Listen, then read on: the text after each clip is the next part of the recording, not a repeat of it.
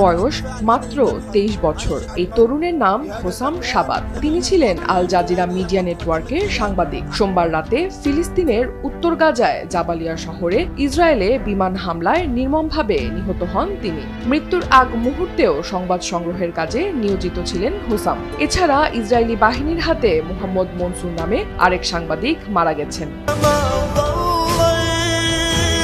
হোসামের social media platform Instagram ও x হ্যান্ডেলে প্রায় 8 লাখ অনুসারী ছিল। হোসামের মৃত্যুর পর তার টিম থেকে সামাজিক মাধ্যমে একটি পোস্টে জানানো হয়, হোসামের টিম বলছি, আমরা তার শেষ বার্তাটি শেয়ার করছি। এরপর নিচে হোসামের বার্তাটি তুলে ধরা হয়। শাবাত ওই বার্তায় লিখেন, যদি আপনি এটি পড়েন তাহলে এর অর্থ হলো আমি নিহত হয়েছি। সম্ভবত ইসরায়েলি দখলদার বাহিনীর দ্বারা লক্ষ্যবস্তুতে পরিণত হয়েছি। শাবাত আরো লিখেছেন, গত 18 মাসের যুদ্ধে তিনি প্রতিটি মুহূর্ত তার জনগণের জন্য উৎসর্গ করেছেন। আমি উত্তর গাজার ভয়াবহতা মিনিটে মিনিটে নথিভুক্ত করেছি। তারা যে সত্যকে কবর দেওয়ার চেষ্টা করেছিল তা বিশ্বকে দেখানোর জন্য দৃঢ়প্রতিজ্ঞ। আমি ফুটপাতে, স্কুলে, তাঁবুতে যেখানেই পারি ঘুমিয়েছি। প্রতিটি দিন ছিল বেঁচে থাকার লড়াই। আমি মাসের পর মাস ধরে ক্ষুধা সহ্য করেছি, তবুও আমি কখনো আমার জনগণের পক্ষ ত্যাগ করিনি। আল্লাহর কসম, একজন সাংবাদিক হিসেবে আমি আমার কর্তব্য পালন করেছি। সত্য প্রকাশের জন্য আমি আমার সবকিছু ঝুঁকির মুখে ফেলেছি। এখন অবশেষে আমি বিশ্রামে আছি, এমন বিশ্রাম যা আমি গত 18 মাসে করিনি। আমি সাংবাদিকতা করেছি কারণ আমি ফিলিস্তিনিদের স্বার্থে বিশ্বাস করি। আমি বিশ্বাস করি এই ভূমি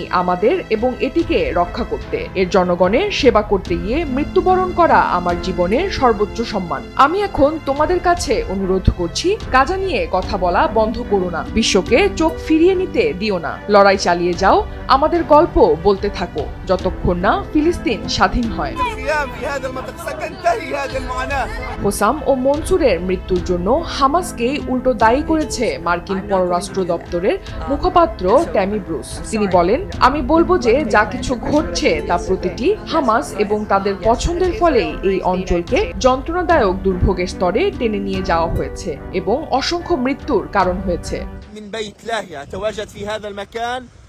সোমবার গাজায় ইসরায়েলি প্রতিরক্ষা বাহিনীর হাতে ফিলিস্তিনি সাংবাদিক হোসাম শাবাত ও মোহাম্মদ মনসুরের হত্যার নিন্দা জানিয়েছে এবং তাদের ইচ্ছাকৃতভাবে লক্ষ্যবস্তু করা হয়েছে কিনা তা নিয়ে স্বাধীন আন্তর্জাতিক তদন্তের আহ্বান জানিয়েছে কমিটি টু প্রোটেক্ট জার্নালিস্টদের সংগঠন। ইসরায়েলের বর্বর হামলায় এ পর্যন্ত 50,000-এর বেশি ফিলিস্তিনি প্রাণ হারিয়েছেন। মারা গেছে 2 শতাধিক সাংবাদিক। পুরো গাজা নরকে পরিণত করেছে দখলদাররা। প্রতিদিন হোসামের মতো অনেক তরুণের পাশাপাশি নারী ও শিশু মারা পড়ছে। আর হামাসের দোহাই দিয়ে যুক্তরাষ্ট্র বরাবরের মতোই ইসরায়েলের পাশে দাঁড়ায়। অনন্যা দাস, দেশ টিভি।